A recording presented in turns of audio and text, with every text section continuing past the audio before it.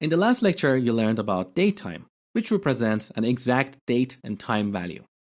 We also have a type called TimeSpan, which represents a length of time. There are a few different ways to create a TimeSpan. The simplest one is to use the new operator. So, TimeSpan equals new TimeSpan. And note that the constructor has multiple overloads. In this case, I'm going to use the third one, which takes hours, minutes, and seconds. So let's say 1 hour, 2 minutes, and 3 seconds. What if we didn't have a value for minutes and seconds?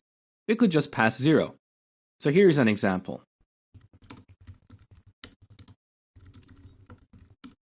One hour, 0 minutes, 0 seconds. The only issue here is when you look at this TimeSpan object, sometimes it's not quite clear. What do these zeros represent? Is it the hours, minutes? It's not quite clear. So a more readable way to create the same TimeSpan object is use two static methods on the TimeSpan structure. So TimeSpan has a bunch of static methods, and they all start with from days, from hours, milliseconds, minutes, seconds, and ticks. So I can just use from hours and pass 1 here. And note that between these two lines, the second one is more readable. There is also a third way to create a TimeSpan. If you have two datetime objects and you subtract them, the result is a TimeSpan. So something like this.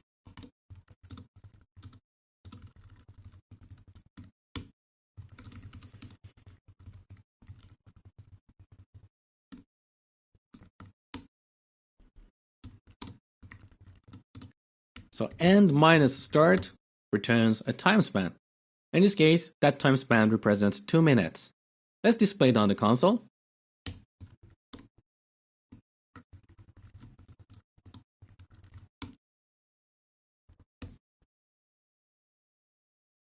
So here is the result. 2 minutes, and it has a slight millisecond value. I think it's because of the datetime.now. So at the time that we read this value, there was a tiny millisecond component in the current datetime. Okay, so this is all about creating TimeSpan objects. Now, once we have a TimeSpan object, we can read its properties very easily. So, each TimeSpan has a number of properties that come in pairs. What do I mean by that? Look at this TimeSpan.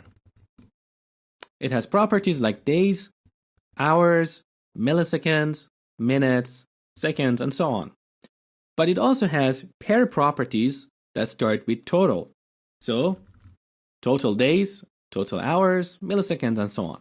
What is the difference? Let me show you with an example. So,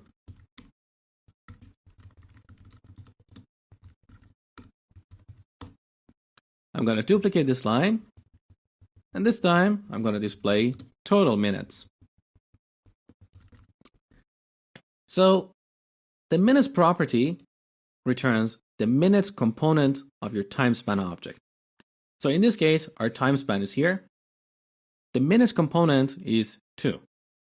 So that's what's returned from minutes. Total minutes converts that TimeSpan object to minutes.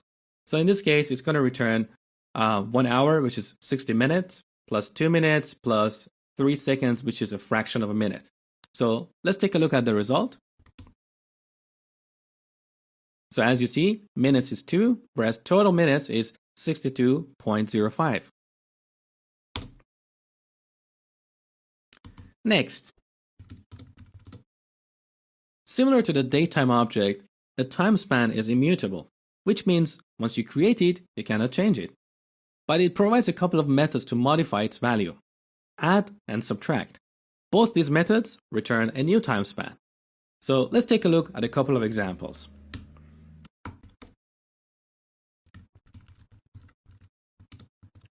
So what I'm going to do is, this time I call the add method.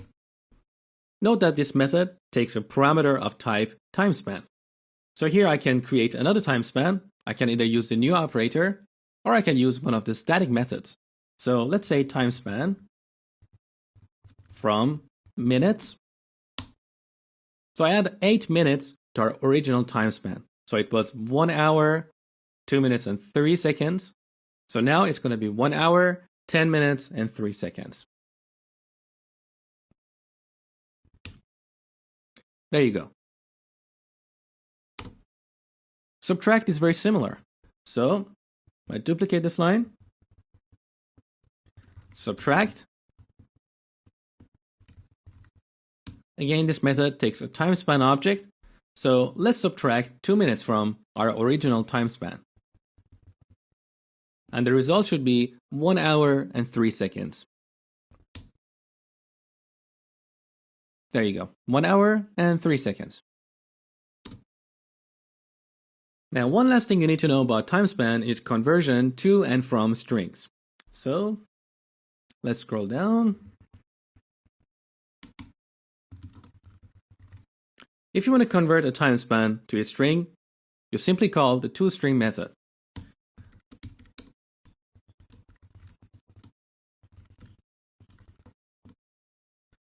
But note that in this case, toString is grayed out.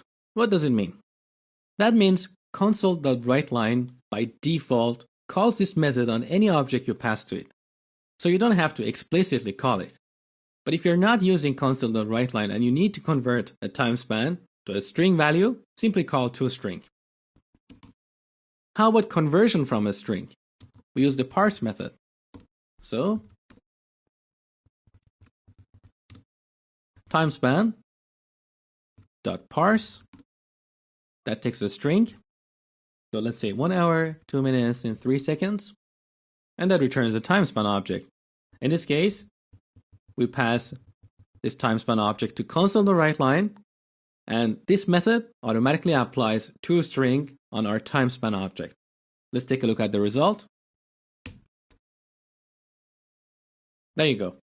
So parse, 1 hour, 2 minutes, and 3 seconds. That's pretty much all you need to know about timespan. I hope you enjoyed this lecture, and thank you for watching.